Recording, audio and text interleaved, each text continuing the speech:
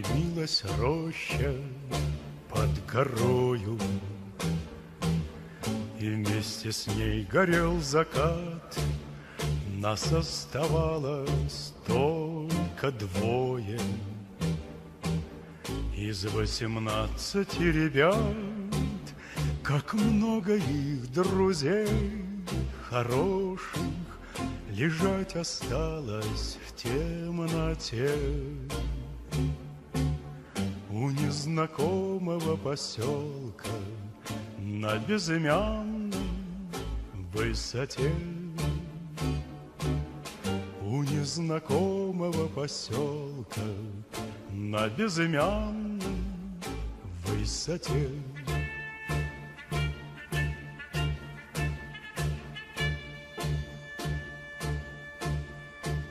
Светилась, падая, ракета, как догоревшая звезда. Кто хоть однажды Улуу жеңишке кыргыз эли да өзүнүн татыктуу салымын кошту. Кыргызстан улуу ата мекендик согушка ар бир 4-чү артуулун жөнөткөн. Бул мыйзам ченемдүү иш эле.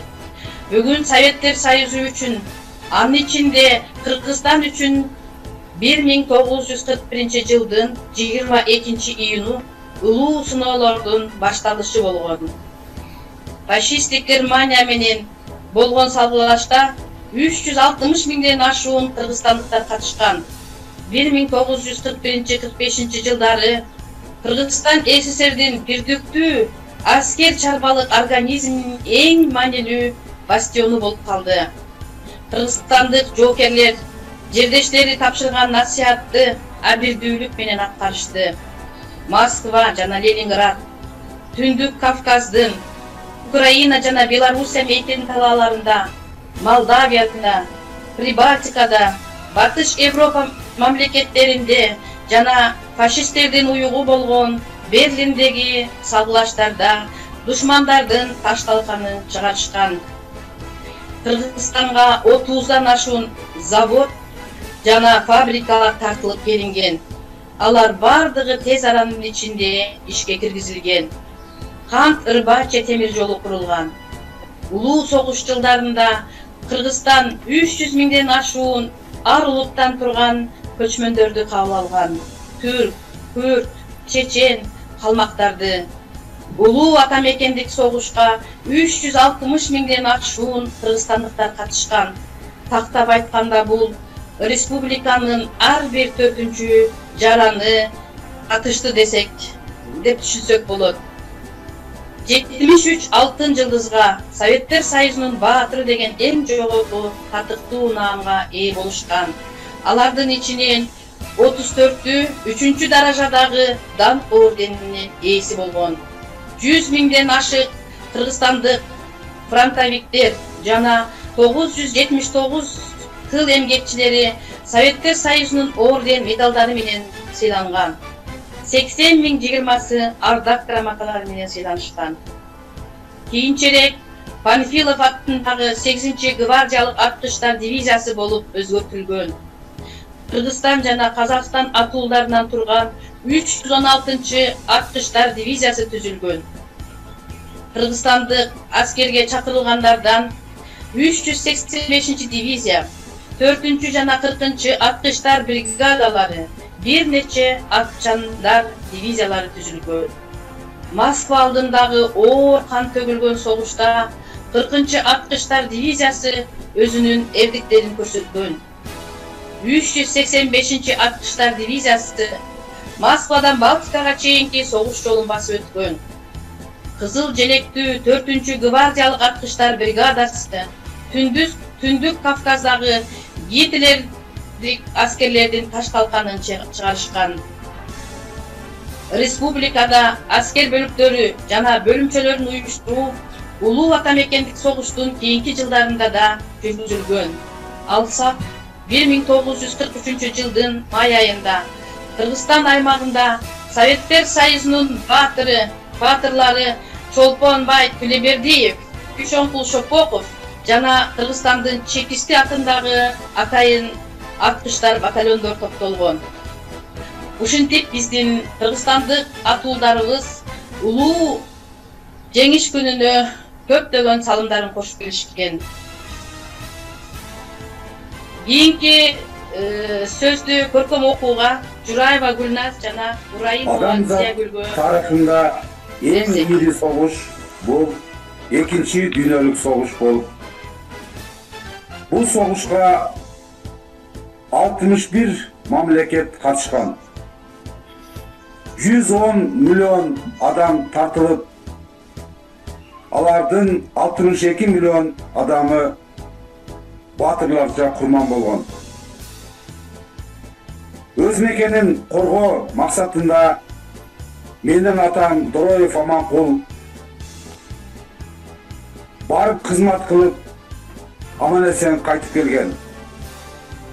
Дороев Аманкул 1922 жылы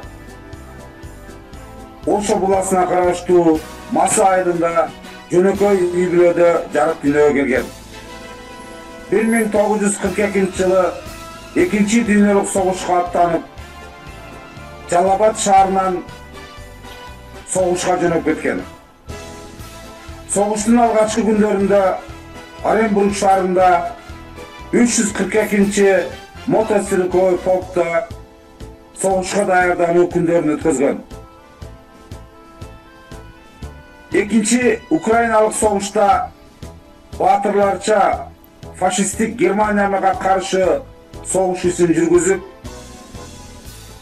Польша шаарындагы фашисттик Германиянын Освенция лагерин бошотууга катышкан. Ал жерде белинен жаракат алып, госпиталдан кийин 46-47 жылдары Украинадагы бендерлерди каршы салгылашып, 47 жылдын декабрь айында кайра өз мекенине батырларча кайтып келген. Бир канча медалдардын жана ордендердин ээси, согуштан кийин өз мекенинде эл журтунда кызмат өтөп, өзүнүн жакшы эмгек жолдорун уланткан. Токонбай Төлөбердиев мындан туура 98 жыл мурда жарык дүйнөгө келген. Анын улуу ата мекендик согуш учурунда көрсөткөн эрдиги бүткүл Союздун ичинде легенда айланган. Биз баарыбыз билгендей, Токонбай ок чачкан жорту көкүрөгү менен тосуп, батырларча курман болгон. Халктын башына кара түн түшүп, 1941 жылы улуу ата мекендик согуш мекенди коргоо үчүн кыргыз жигиттери майданга аттана баштайт.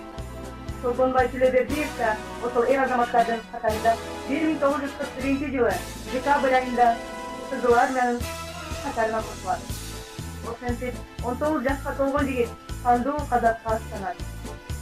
Жорту денеси менен тоскон баатыр Токонбай Төлөбердиев баскынчылар менен болгон айрылышкан кармашта Воронеж облусунун Эскинский районуна караштуу Слявный кыштагы ошотууда болуп көрбөгөндөй эрдик көрсөтөт. Согуш оту алуулонтурган 1948 жылдын 6 августунда Төлөбердиев Воронеж фронтунун 6 армиясындагы 160 аташтар дивизиясынын 636 аташтар полкунун жоопкери болду. Ошол күнү полк Дон дарыясынын бир өйүн ээлеп турган. Ал эми дарыянын ары жагындагы Слявный кыштагы душмандын карамагында болду.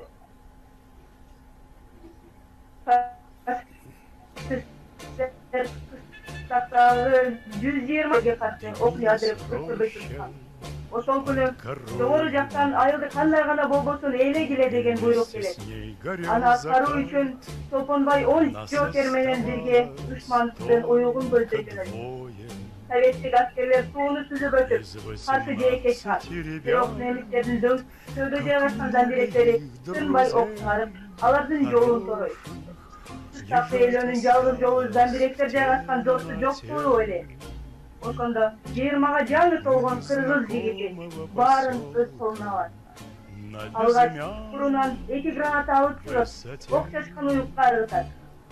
Жардыруудан улам зандиректер 5 саамга тынчыйып түшөт.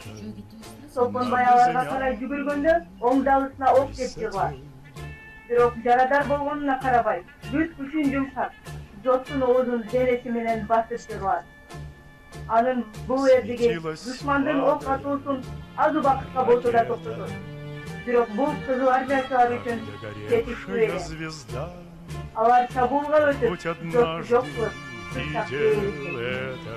өзү өлсө да баатыр өлбөйт. Баатыр Топонбай Тилебердиевдин жашоосун, согуштагы эрдигин жана келечек моңго калтырган мурасын сүрөттөгөн.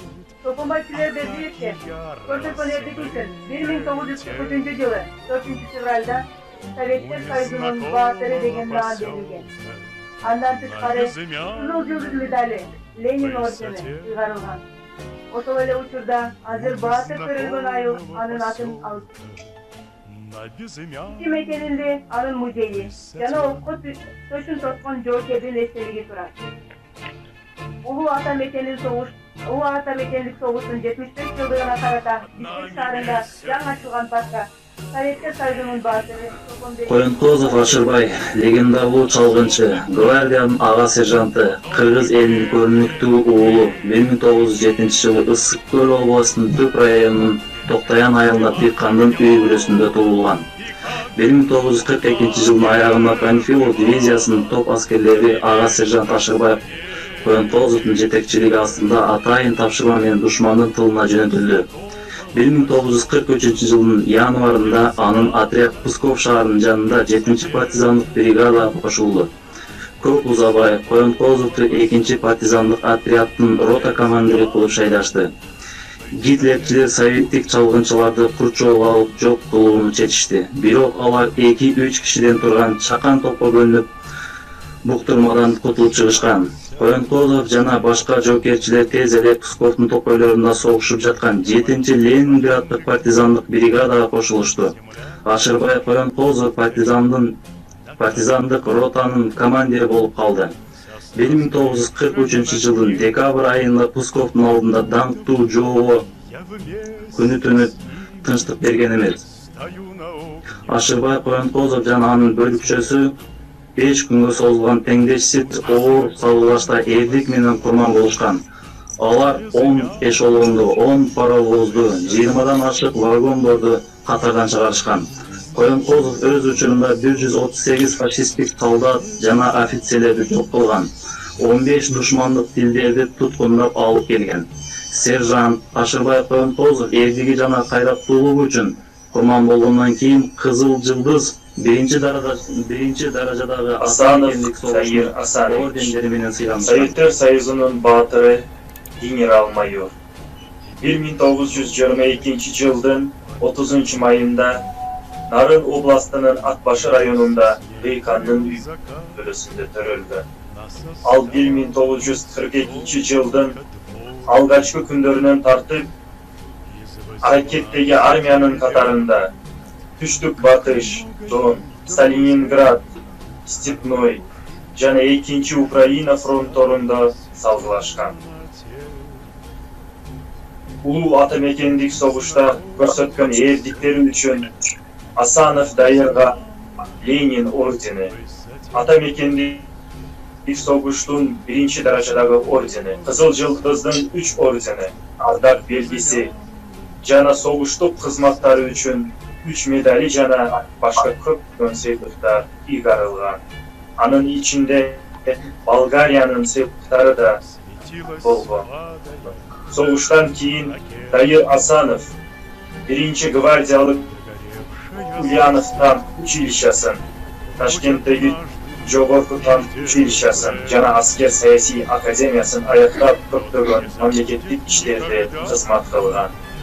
Асанов Дайыр Асанович 2009 жылы Батыш фронтунун 16-чы армиясынын 316-чы аткычтар дивизиясынын 1075-чи аткычтар полкунун 2-чи батальонунун 4-чү ротасынын аткычы, катардагы жоокер. Советтер Союзунун баатыры 1915 жылдын 19 майда Чүй областында Шалта айылында Тыйкандар үй бүлөсүндө туулган. 1939 жылдан баштап ВКПнын мүчөсү болгон. 1941-жылы Кызыл армияга чакырылып, ошол эле жылы сентябрь айында фронтко жөнөтүлгөн. 1941-жылы 16 ноябрында Москва областынын Волоколамы районунун Дубосеково айдылышында танктарды кыйратуучулардын тобунда душмандардын көптөгөн чабуулдарына кайтара сокку берүүдө 18 душмандын танкын талкалаган. Бул эрдик тарыхка 28 баатыр панфиловчулардын эрдиги катары кирип калган. Дал ушул салгылашууду Душопов баатырларча курман болгон. 4-cü gvardiyanın Tengel Sözcüsü. Станоцу пулемет расчетунун командири болгон. 1920 жылы Ош областынын Лелек районуна караштуу Карасай айылында Ыйкандын үйүндө туулган. КПССтин мүчөсү. 7 жылдык мектепти аяктагандан соң колхоздо иштеп 1940 жылы октябрда Кызыл армиянын катарына чакырылган. Ал Белоруссия, Польша жана Германия жерлерин душмандан бошоткон. Согуштагы эрдиги үчүн Кызыл Жылдыз ордени жана 2 жолу кайратмандыгы үчүн медалдар менен сыйланган. 1945 жылдын 1-майында Кыргыздын Дантуу уулу Берлинди алуу үчүн өтөнчө эрдик көрсөтүп, баатырларча курман болгон. Атамекендик согуштун 1-даражадагы ордени менен курман болгондон кийин сыйланган. Ошондой эле Самат Садыковго өзгөчө эрдиги, кайратмандыгы үчүн Советтер Союзунун баатыры деген наам берилген. Кыргыз эли баатырдын атын ыйык тутат. Анын атында Лелек районунда Асаналиев Жумаш 1923 жылы Иссык-Көл областынын Аккуу районунда Ултузул кыштагында Ыйкандын үй-бүлөсүндө жарык дүйнөгө келген. Ал Кыргыз армиясынын катарына 1942 жылы Пржевальск аскер комиссариаты тарабынан чакырылган. 199 гвардиянын полкунун пулеметчису, гвардиянын эфрейтору болгон. 1944 жылдын 25 июнунда душмандын минасы жарылуу менен пулемет расчетунун бүткүл катардан чыккан соң Жумаш Асаналиев жалгыз калат. Көрсөткөн эрдиги үчүн Советтер Союзунун баатыры деген наам берилип, Ленин ордени менен сыйланган. Биздин аталарыбыз эрдиги жашаган. Ыйлабасын кемпир чалдар балаңар, капа болуң каңырыгым жалында, барган сайын суюлганга араңар. Бубак басып аппак болуп чачыңар, уламары кетип барат жашыңар. Урмат кылып унутушпайт урпактар, кылымдарга күбө болуп атыңар. Авиациялык полктун учуш штурманчысы, Советтер Союзунун экипажы генерал-майор 1922 жылы 5 августта Ишбек, азыркы Ишбек шаарында төрөлгөн. 1940 жыл Совет армиясынын катарына чакырылган. 1942 жыл Чкалов атындагы аскер авиациялык мектепти бүтүп учканга уруксат алган. Ал 1942-1945 жылкы уруш убагында 305 жолу үчүн душманга каршы согушкан. Бегардиев 1950 жыл авиация академияны бүтүргөн. Анын алган сыймыктары 2 Ленин, 2 Кызыл Туу, Кызыл Жылдыз, Дан ордени жана башка медалдар менен сыйланган. 2014 жылдын ноябрында Казакстандын Алматы шаарында 92 жашында каза болгон. Победы, как был от нас далек, как костер потушен, тая уголек. Были версты обгорелые в пыли, этот день мы приближали как могли. Это день победы, порохом пропах. Это праздник сединою на висках. Это радость со слезами на глазах. День победы, день победы, день победы.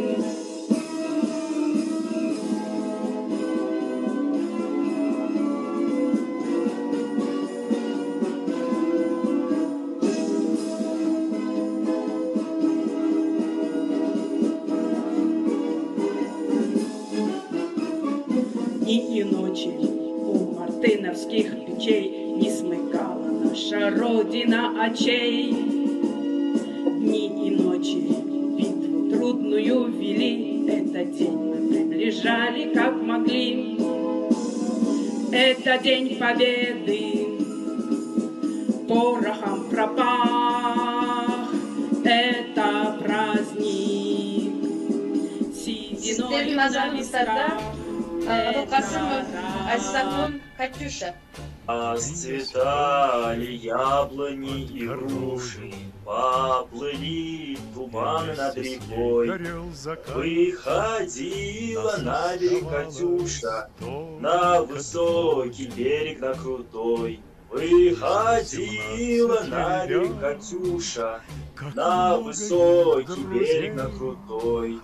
Выходила, песни заводила про степного сизого орла, про того, которого любила, про того, чьи письма берегла, про того, которого любила. Урматтуу коноктор, окутуучулар жана студенттер, бүгүнкү өтүлгөн өлбөс полкто биз Кыргызстандын жоокерлерибиздин эрдиктерин эспедик. Улуу жеңиш күнү согуштун ардагерлерине таазим этип, алардын баа жеткизер деген эскерүүчү күн. Жеңиштин таттуу дамын каткан күндөн бери канчалаган жылдар өттү. Ар бир жылы ардагерлерибиз көрүп, согуш апаатын өз оздорунан угуп, алар менен чогуу жеңиш күндөрүн белгилеп жаткандыгыбыздын өзү биз үчүн чоң сыймык. Анткени барган сайын алардын саны азайып, биз алардын тирүү көрүп турган акыркы мурундарбыз. Урматтуу, кадырлуу согуш ардагерлери, ажал отун кечип, биздин келечегибиз үчүн күрөшкөнүңүздөргө рахмат. Биз согуштан кийин төрөлүп, анын запкысын тартпаганыбыз, гүлдөгөн эркин өлкөдө жашагандыгыбыз үчүн башыбызды ийип таазим этебиз. Арабызда апал тооттой аркак болуп жүрө бериңиздер, бар болуңуздар. Көңүл бурганыңыздар үчүн чоң рахмат.